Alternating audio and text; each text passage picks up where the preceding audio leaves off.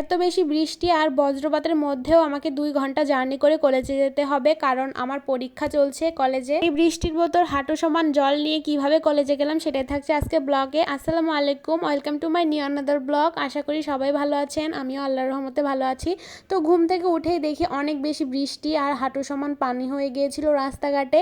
ভাবছিলাম কিভাবে যাব এক্সাম দিতে। এত বেশি বৃষ্টি আর হাঁটু সমান পানি নিয়ে 2 ঘন্টা জার্নি করে কলেজে যাওয়া আমার জন্য অনেক বেশি কষ্টদায়ক হবে, কিন্তু কিছু করার নেই, যেহেতু এক্সাম চলছে আমাকে যেতেই হবে। ক্লাস হলে তো আমি একদমই যেতাম না। এই অবস্থায় অনেক বেশি দুশ্চিন্তায় পড়ে গিয়েছিলাম। তার মধ্যে বাসায় কেউ ছিল না, আম্মু স্কুলে চলে গিয়েছিল। আমি একা একা বুঝতেই পারছিলাম না কিভাবে যাব। সব ভাবতে ভাবতে দেখি বৃষ্টি অনেকটাই কমে গিয়েছে। তারপর আমি তাড়াহুড়ো করে রেডি হয়ে বের হয়ে পড়লাম। হাতে আরো অনেক সময় ছিল, তারপরেও আমি আগে বের হয়েছিলাম, কারণ যেহেতু বৃষ্টির দিন, এরপরে যদি আবার বৃষ্টি চলে আসে আমার পক্ষে যাওয়া একদম অসম্ভব হয়ে যাবে। তারপর সিএনজি স্টেশনে এসে দেখি সিএনজি একদমই নেই।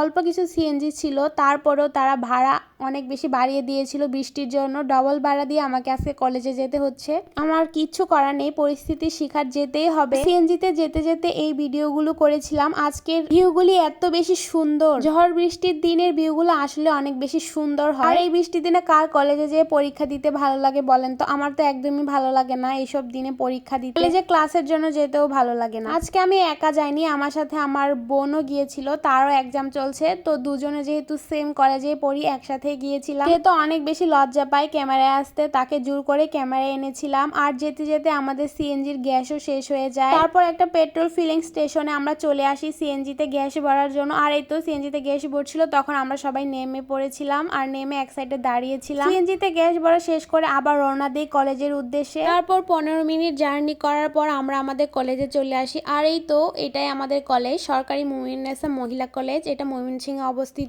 কলেজে যাওয়ার পরপরই দেখি বৃষ্টি তো একদমই নেই, অনেক রোদ উঠে গিয়েছে। তারপর রুমে ঢুকে যাই এক্সাম দেওয়ার জন্য, সেগুলো ক্লিপ আর নেওয়া হয়নি। তারপর এক্সাম ভালোভাবে দিয়ে বের হয়ে ঝালমুড়ি খাচ্ছিলাম, অনেক বেশি ক্ষুধা লেগেছিল। পরীক্ষা আলহামদুলিল্লাহ অনেক বেশি ভালো হয়েছে। আমাদের কলেজের এই মামার ঝালমুড়িটা বেশ মজার, আমি তো প্রায় সময়ই খাই, অনেক বেশি মজা লাগে। তারপর ঝালমুড়ি খাওয়া শেষ করে আরেকটু ভাজা পোড়া খেতে মন চাচ্ছিল। তারপর এখান থেকে সিঙ্গারা, মাশরুমের চপ, আলুর চপ নিয়েছিলাম, সাথে একটা ড্রিঙ্কও কিনেছিলাম। ড্রিঙ্কও খেতে কিন্তু অনেক বেশি ভালো লাগে। আমার একটা খেলে তো একদমই হয় না, একসাথে আমার 2-3টা খেলে তারপর মন ভরে। যাওয়ার সময় আবার ওই সেম বৃষ্টি নেমে গিয়েছিল। বৃষ্টিতে ভিজে ভিজে আবারও বাসায় যাচ্ছি। সকালে আসার সময় বৃষ্টি, আবার এখন যাওয়ার সময় বৃষ্টি। অনেক বেশি বৃষ্টি নামছিল, একদম ভিজে গিয়েছিলাম। তারপর আমরা একটা পার্কের ভেতরে একটা ক্যান্টিন রয়েছে, সীমান্ত ক্যান্টিন, সেখানে আমরা কিছুক্ষণ বসি।